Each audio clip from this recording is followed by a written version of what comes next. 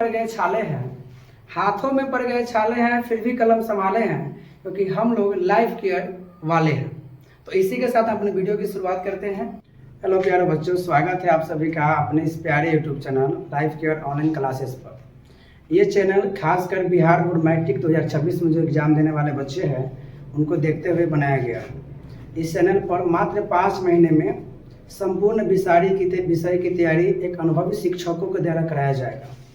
ये जो आप चैनल देख रहे हैं, ये चैनल आप लोगों के लिए नया है, लेकिन इसी नाम से एक ऑफलाइन कोचिंग चल रही थी जो गांव देहात के बच्चों को बहुत अच्छी तरीके से शिक्षा प्रदान कर रही थी। तो बच्चों के कहने पर इसी चैनल को ऑनलाइन में कन्वर्ट किया गया है। हम लोग 5 महीने में 480 प्लस नंबर लाने की तैयारी में लगे हुए हैं और हम लोग अपने जी जान से पूरा मेहनत करेंगे। हम लोग प्रयास करेंगे कि आपकी हर कमी को दूर किया जाए, हर छोटी से छोटी बातों का ख्याल रखा जाएगा और एकदम बेसिक से पूरे सब्जेक्ट की तैयारी आपको कराई जाएगी। अगर आप भी बिहार बोर्ड मैट्रिक के 2026 में एग्जाम देने वाले हैं तो आप इस चैनल को सब्सक्राइब कर लीजिए, क्योंकि हम जो पढ़ाएंगे ये आपको यूट्यूब पर कहीं नहीं मिलेगा। बहुत कम समय में सारे विषय की तैयारी कराएंगे, वो भी एकदम आसान भाषा में और एकदम बेसिक से। तो आप देख सकते हैं जैसे कि आपके थंबनेल में दिखाई दे रहा है कि आपके जो मैथ है, मैथ का जो पहला टॉपिक है वो है वास्तविक संख्या। और वास्तविक संख्या को बोलते हैं हम लोग रियल नंबर, और उसी से हम आपके मैथ का शुरुआत किए हैं। और वो भी वन शॉर्ट वीडियो में, एक ही वीडियो में आपका एक चैप्टर कवर करेंगे, एकदम शून्य से लेकर जहाँ तक इस चैप्टर में पढ़ने हैं सभी पढ़ाएंगे, यहाँ तक कि आपसे रिवीजन भी कराया जाएगा। आप इस चैप्टर में हम लोग कवर करेंगे। सबसे पहले इसका सिलेबस हम लोग देखते हैं।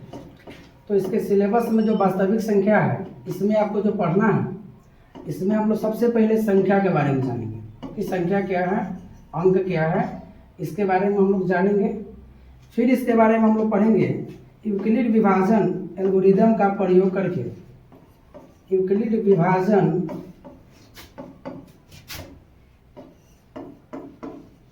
एल्गोरिदम का प्रयोग करके HCF निकालेंगे, प्रयोग करके HCF हमको निकालना है। इसके बाद इस चैप्टर में हम लोग पढ़ेंगे अभाज्य गुणनखंड विधि से, अभाज्य गुणनखंड विधि से HCF और LCM दोनों निकालना हम लोग सीखेंगे। HCF तथा LCM दोनों निकालना हम लोग सीखेंगे। और इसके बाद हम लोग देखेंगे अपरिमेय संख्या को सिद्ध करना सीखेंगे, जो बहुत ही इंपॉर्टेंट है और आपके एग्जाम में 2 नंबर में से यही से सवाल आता है। अपरिमेय संख्या को सिद्ध करना सीखेंगे, बहुत ही कम समय में आपको हमें सिखा देंगे। अपरिमेय संख्या को सिद्ध करना सीखेंगे। और लास्ट में हम पॉइंट देखेंगे संख्या को पहचानना शांत है अथवा अशांत, शांत है अथवा अशांत। बस इतना ही इसमें पढ़ना है। इतना पढ़ने के बाद ये चैप्टर आपका हो जाएगा खत्म।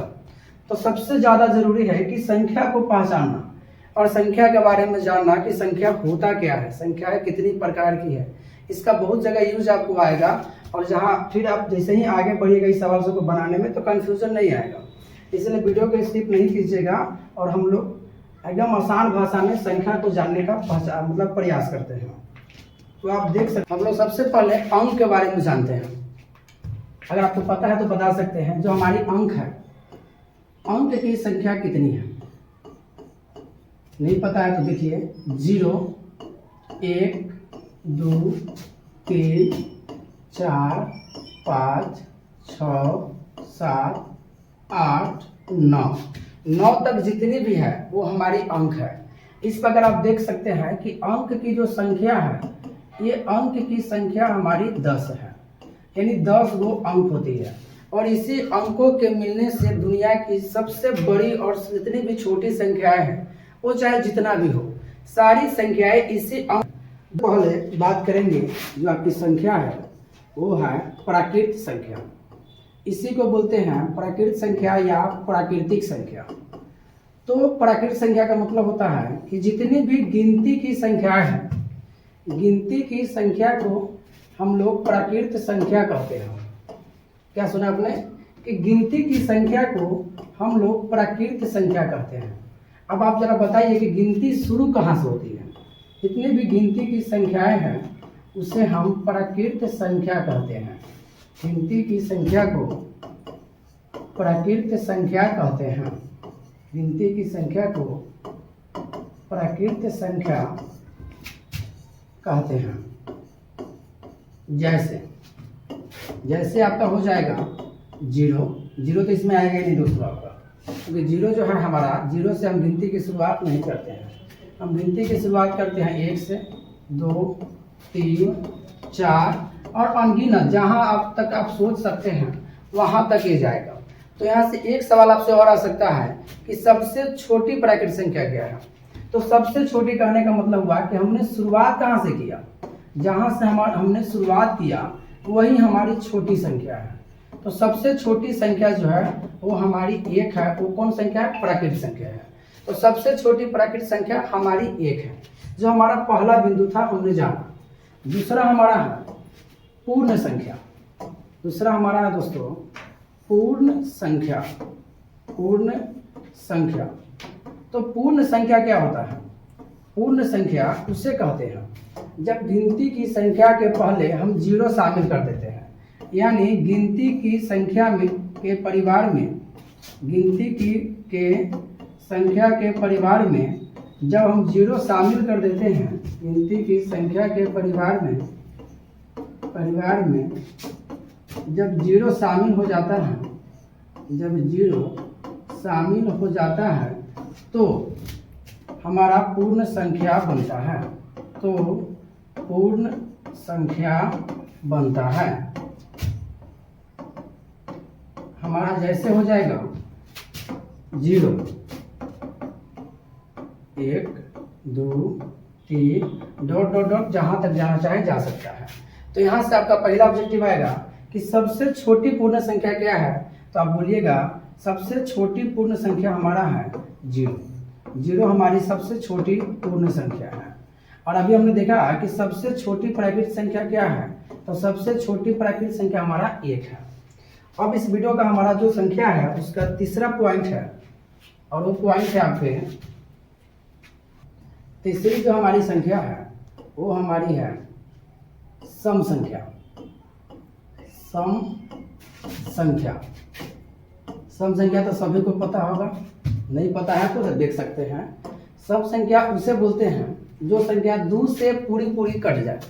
जो संख्या 2 से पूरी कट जाती है, यानी 2 से जब भाग लगाते हैं किसी संख्या में और पूरा कट जाए, तो उसे हम बोलते हैं सम संख्या। यानी सम संख्या जो है 2 से पूरी तरह विभाजित होने वाली संख्या। 2 से पूरी तरह विभाजित होने वाली संख्या सम संख्या कहलाती है। 2 से पूरी तरह विभाजित होने वाली संख्या सम संख्या कहलाती है। सम संख्या कहलाती है। जैसे आप बता सकते हैं कि सबसे छोटी सम संख्या क्या है। तो सबसे पहले 2 से भाग लगने वाला संख्या 2 ही है। इसके बाद आता है 4, फिर 6, फिर 8, इस प्रकार अनगिनत संख्या है। तो आपसे यहाँ भी एक सवाल आ सकता है कि सबसे छोटी सम संख्या क्या है। तो आप बोलिएगा वो संख्या है 2 हमारा। तीसरा पॉइंट हमारा है विषम संख्या। यानी चौथा पॉइंट हमारा है विषम संख्या। आपसे पूछेगा कि विषम संख्या क्या है। तो विषम संख्या में बोलिएगा वैसी संख्या जो 2 से पूरी विभाजित न हो। जो संख्या 2 से पूरी तरह विभाजित नहीं होने वाली संख्या को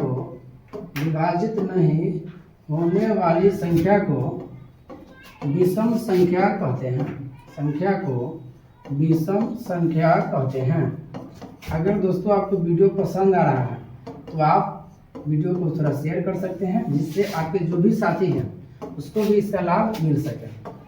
जैसे हो जाएगा हमारा 1, 3, 5, 7 डॉट डॉट डॉट। यानी जो संख्या 2 से पूरी तरह विभाजित नहीं होती है उससे हम विषम संख्या कहते हैं। जैसे आप देख सकते हैं 1, 3, 5, 7, 9, 11 ऐसे ही आपका बढ़ते रहेगा। तो यहाँ से भी आपका पहला ऑब्जेक्टिव आ सकता है कि सबसे छोटी विषम संख्या क्या है, तो आप बोलिएगा वो संख्या हमारी है 1। अगला हमारा पॉइंट है और पॉइंट नंबर हमारा 5 है। पॉइंट हमारा है और वो हमारा है अभाज्य संख्या। अभाज्य संख्या ये सबसे इम्पोर्टेंट है आपका, सबसे ज़्यादा सवाल यहीं से आती है, अभाज्य संख्या से ही घुमा फिरा के आएगा। आपको समझ में नहीं आता होगा लेकिन अब समझ में आएगा कि अभाज्य संख्या क्या है।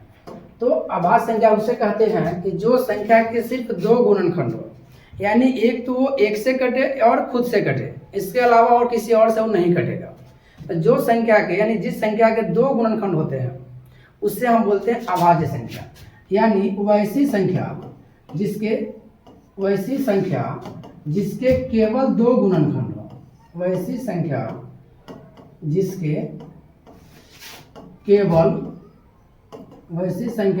केवल 2 गुणनखंड हो उसे हम अभाज्य संख्या, जिसके केवल 2 गुणनखंड हो उसे अभाज्य संख्या कहते हैं।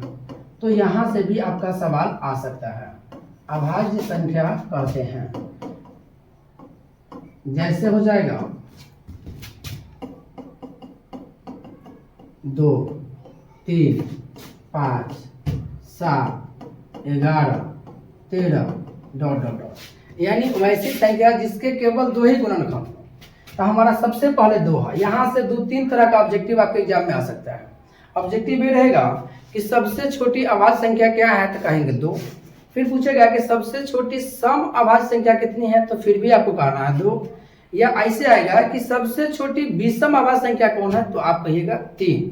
और एक बात और जान लीजिए कि 1 से 100 के बीच में 25 गो अभाज्य संख्या होती है। 1 से 100 के बीच में 25 गो अभाज्य संख्या होती है। अब यहाँ से एक सवाल और आपसे घुमा के आ सकता है कि 1 से 50 के बीच में कितना है, तो 1 से 50 के बीच में 15 गो अभाज्य संख्या है। तो फिर एक सवाल आ सकता है कि 91 से 100 के बीच में कितने अभाज्य संख्या है। तो दोस्तों आपको जोड़ आता है, आप जोड़ करके घटाव करके बता सकते हैं। जब पूरे 1 से 100 के बीच में 25 गो अभाज्य संख्या है और 1 से 50 के बीच में 15 गो अभाज्य संख्या है, तो 51 से 100 के बीच में कितनी अभाज्य संख्या हो जाएगी, 10 अभाज्य संख्या हो जाएगी। तो इस प्रकार हम लोगों ने अभाज्य संख्या को भी देख लिया। हमारा अगली जो संख्या है उस संख्या का नाम है भाज्य संख्या। छठा पॉइंट है भाज्य संख्या। भाज्य संख्या जस्ट उसके अपोजिट ये भाज्य संख्या होती है। यानी भाज्य संख्या क्या है, तो वैसी संख्या जिसके केवल 2 गुणनखंड नहीं हो, 2 से अधिक गुणनखंड हो। यानी 1 से भी कटे और वो खुद से भी कटे और इसके अलावा किसी और से भी कटे। जब किसी संख्या के 2 से अधिक गुणनखंड हो जाते हैं तो उसे बोलते हैं भाज्य संख्या। तो आप यहाँ पर बोल सकते हैं वैसी संख्या जिसके 2 से अधिक गुणनखंड हो, वैसी संख्या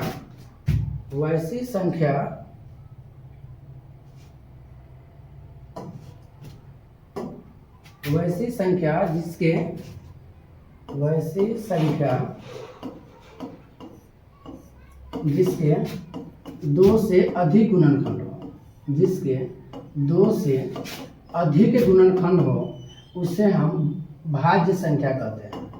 2 से अधिक गुणनखंड होना चाहिए। 2 से अधिक गुणनखंड हो उसे भाज्य संख्या कहते हैं। जैसे आप चेक कर सकते हैं, इतना आप समझदार आप हो गए हैं, उसे भाज्य संख्या कहते हैं। उसे भाज्य संख्या कहते हैं। ऐसा आप एग्जाम्पल में चेक कर सकते हैं। अगर हम 2 लेंगे तो 2 के कितने गुणनखंड है, एक तो 1 है और वो खुद है, यानी 2 ही से कटेगा, या तो 1 से कटेगा नहीं तो 2 से कटेगा। अगर 3 लेते हैं तो ये भी 1 से ही कटेगा और 3 से ही कटेगा, तो ये भाज्य संख्या नहीं होगा। क्योंकि हमने अभी भाज्य संख्या का परिभाषा देखा है कि वैसी संख्या जिसके 2 से अधिक गुणनखंड हो। तो 2 से अधिक गुणनखंड हो जिसमें हमारा आता है 4, 6, 8। क्योंकि जो हमारी 4 है आप इसको देख सकते हैं, 1 से भी कट रहा, 4 से भी कट रहा और बीच में एक और संख्या है वो संख्या हमारी 2 है और 2 से भी कट रहा है। तो आपने देखा है कि इसके 2 से अधिक गुणनखंड है, तो जिसके भी 2 से अधिक गुणनखंड होगा उससे ही हम बोलते हैं भाज्य संख्या। तो आपसे एक और सवाल आ सकता है कि सबसे छोटी भाज्य संख्या क्या है, तो आप कहिएगा 4 है।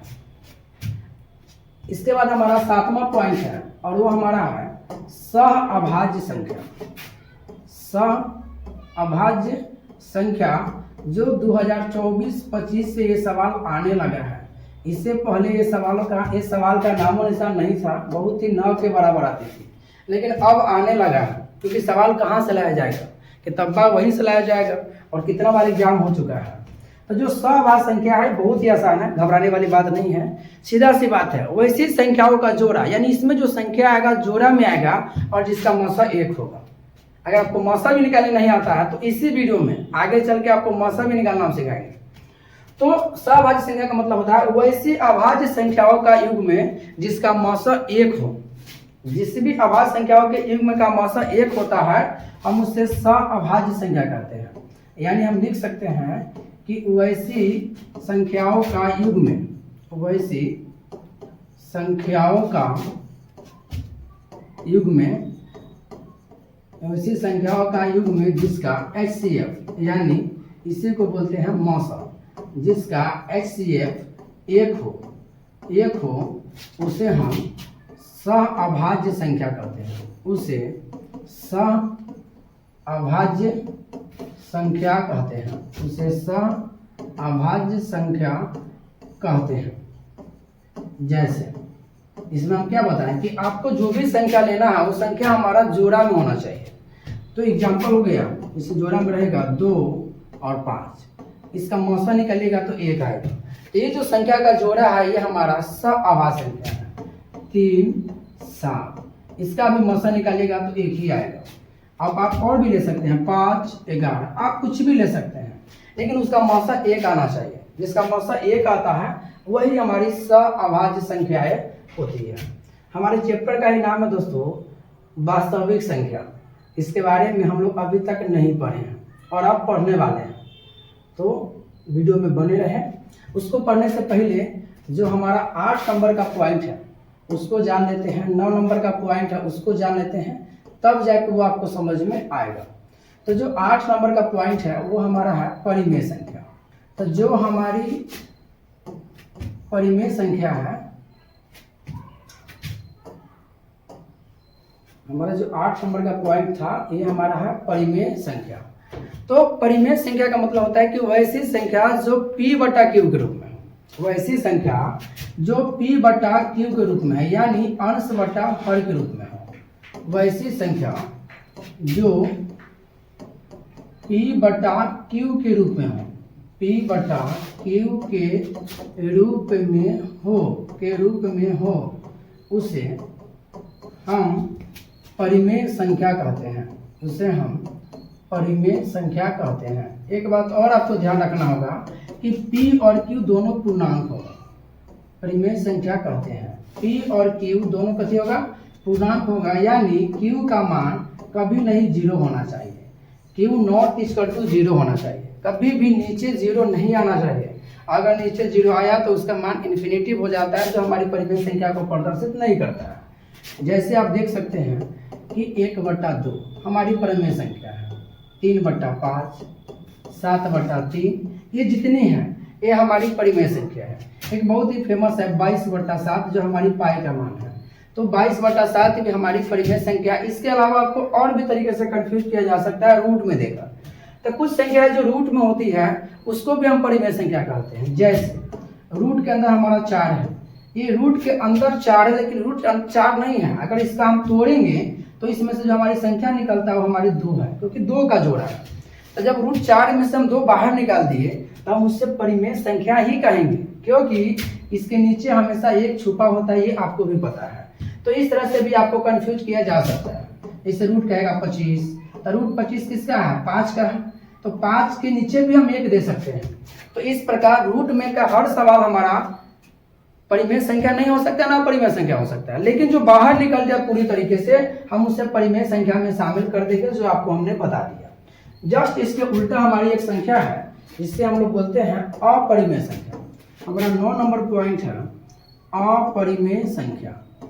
अपरिमेय संख्या, अपरिमेय संख्या कहने का मतलब हुआ जस्ट इसके उल्टा कर दीजिए, सीधे आपको इसका उल्टा कर देना है, आपको इसका परिभाषा निकल जाएगा। यानी वैसी संख्या जिसे p बटा q के रूप में लिखा नहीं जा सकता है, वैसी संख्या जिसको p बटा q के रूप में लिखा नहीं जा सकता उसे हम अपरिमेय संख्या कहते हैं। वैसी संख्या जिसे जो p बटा q के रूप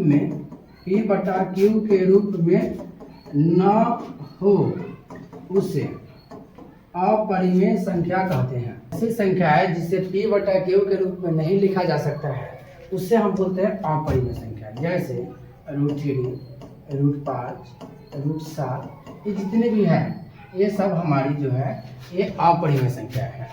तो हम लोग अंतिम में पहुंच चुके हैं संख्या के टॉपिक जो हमारा है, तो हम लोग अंतिम में आ चुके हैं। और हमारी जो 10 नंबर की जो संख्याएं हैं वो हमारी है वास्तविक संख्या, जो हमारे चैप्टर का नाम है और बहुत बेसब्री से आप लोगों को इंतजार भी था। ये जो हमारी है वो हमारी है वास्तविक संख्या। वास्तविक संख्या, तो वास्तविक संख्या उसे कहते हैं परिमेय और अपरिमेय। परिमेय और जब अपरिमेय संख्या को एक साथ मिला दिया जाता है तो हमारा बनता है वास्तविक संख्या। आप इसे शॉर्टकट में लिख सकते हैं, परिमेय प्लस अपरिमेय, आप समझ जाइएगा यही से। यानी परिमेय संख्या प्लस अपरिमेय संख्या, परिमेय संख्या प्लस अपरिमेय संख्या। तो जब परिमेय और अपरिमेय दोनों संख्या को मिला दिया जाता है तो हमारी जो संख्या बनता है उससे हम बोलते हैं अपरिमेय संख्या। आप इसमें दोनों का एग्जाम्पल लिख सकते हैं, यही हमारी परिमेय संख्या है। एक संख्या और है जो छूट गया था, वो संख्या हमारी है 11 नंबर की पॉइंट 11 को पढ़ लेते हैं। वो संख्या हमारी है पूर्णांक संख्या। तब पूर्णांक संख्या किसे बोलते हैं? तो सीधा सी बात है, जो हमारी पूर्ण संख्या है, पूर्ण संख्या के परिवार में आप ऋणात्मक संख्या को ऐड कर दीजिए। जितने भी हमारी पूर्ण संख्याएं हैं उसमें आप ऋणात्मक संख्या को जब ऐड कर देते हैं तो हमारी पूर्ण संख्या का मतलब पूर्णांक संख्या का निर्माण हो जाता है। यानी जब पूर्ण संख्या के परिवार में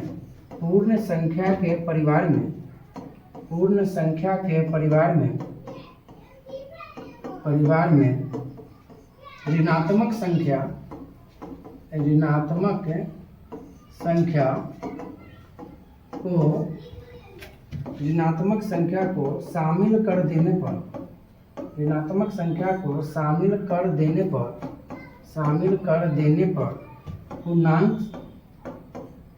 पर पूर्णांक संख्या बनता है। या इसका एक परिभाषा और भी आप दे सकते हैं। तो हमारी अंतिम जो संख्या थी वो हमारी संख्या है पूर्णांक संख्या। जब पूर्ण संख्या के परिवार में ऋणात्मक संख्या को शामिल कर दिया जाता है तो पूर्णांक संख्या का मतलब बन जाता है। या आप ऐसे ही बोल सकते हैं कि सभी ऋणात्मक, जीरो और धनात्मक संख्या को जब एक साथ लिखा जाता है तो पूर्णांक संख्या का निर्माण होता है। इस प्रकार जितनी भी संख्याएं हैं 11 को संख्या हमने पढ़ा है, एक भी संख्या को हमने स्किप नहीं किया है, क्योंकि हमने शुरू में ही आपको बताया है कि एकदम आसान भाषा में और एकदम बेसिक से आपको पढ़ाने वाले हैं। तो इस प्रकार जो हमारा सिलेबस का पहला पॉइंट है संख्या, हम लोगों ने संख्या के बारे में बहुत ही बेहतरीन तरीके से समझने का प्रयास किया। अगर आपको वीडियो समझ में आ रही है तो आप चैनल को सब्सक्राइब भी कीजिए और अपने दोस्तों के साथ शेयर भी कीजिए, क्योंकि हमने प्रॉमिस किया आपको कि आपको इस चैनल पे जितने भी सब्जेक्ट है सभी सब्जेक्ट का तैयारी कराएंगे। अब इस सिलेबस का जो हमारा दूसरा पॉइंट है, हमको यूक्लिड विभाजन एल्गोरिथम की सहायता से एचसीएफ ज्ञात करना है। इसका आभास जीवनखंड विधि से एचसीएफ और एलसीएम ज्ञात करेंगे। इसके बाद हम लोग अपरिमेय संख्या को सिद्ध करेंगे और शांत और आसान देखेंगे। ये हमारा बेसिक है, आप लोग इसको पहले याद कर लीजिए और इसका जितना भी बच गया हम उसको दूसरे वीडियो में एक बार में ही खत्म कर देंगे, यानी 2 से ज़्यादा वीडियो हम इसका बनाने वाले नहीं हैं। तो जय हिंद, जय भारत।